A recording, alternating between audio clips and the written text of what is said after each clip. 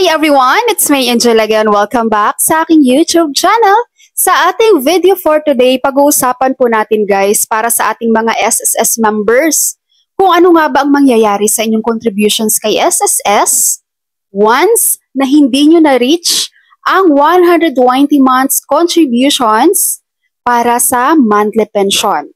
Katulad na lang sa katanungan na nanggaling kay Ma'am Mara's channel, ang sabi niya, paano po makakakuha ng pensyon na 67 na siya? Pero, kunti lang ang hulog. Thank you sa iyong katanungan, Ma'am Mara, at bibigyan natin yan ng liwanag at kasagutan dito sa video ko na to. Sa ating mga SSS members dyan, na hindi po na-reach ang 120 months contributions kay SSS at senior citizen na kayo guys, and wala na kayong kakayahan pa na punuan ang kulang na buwan nyo kay SSS, huwag po kayong mag-alala dahil pwede nyo po yang i-lump sum. So, mawi-withdraw at mawi-withdraw nyo po yan. Hindi po yan TY na lang, no? Hindi po yan thank you na lang. Pera nyo po yan, makukuha at makukuha nyo po yan kahit po hindi nyo na-reach ang requirements for pension natin kay SSS. May iba dito, sabi, sayang naman yung hulog ko kay SSS, 10 years din yon, 5 years din yon, thank you na lang, sayang yung pera ko. No po, hindi po sayang yon. Kulang lang po kayo sa kaalaman na yung pera nyo na yan, kahit 5 taon lang na contributions yan kay SSS at wala ka ng kakayahang maghulog dyan, umabot ka na lang at the senior age na hindi mo napunan, mawi-withdraw mo po yan. At ito pa, mga SSS members, maraming hindi nakakaalam nito. Kahit po na lump sum mo na yung hulog mo kay SSS dahil hindi mo na-reach ang 120 months, may benefits ka pa pong makukuha dyan. Ano yon? Funeral benefits. Yes, kapag nawala ka, ang natira mong family, pwede nilang i-claim yung funeral benefits kay SSS. As long as they have all the supporting documents. No, sa like for example, death certificate, yung mga resibo sa funeral, yun po ang kakailanganin kay SSS once na mag-claim po ng funeral benefits. Again, sa mga nag-lump sum na kay SSS, pag kayo po ay nawala sa mundo, meron po kayong funeral benefits kay SSS. So dapat alam nyo po yun sa mga maiiwan nyo dyan, no? Sa ating mga senior citizens dyan, na dating SSS member na nag-lump sum na kasi hindi na reach ang 120 months contributions, no? Abisuhan nyo na yung pamilya nyo ngayon.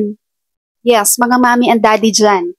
Abisuhan nyo na sila guys, no? Once na nawala kayo sa mundo, mag-claim kayo ng funeral benefits kay SSS. May maki-claim po kayo. So, ang mga nagtatanong dyan, Miss Angel, magkano naman ang funeral benefits kay SSS? Ang minimum po nila na amount dyan, guys, is 20,000 and the maximum is 60,000.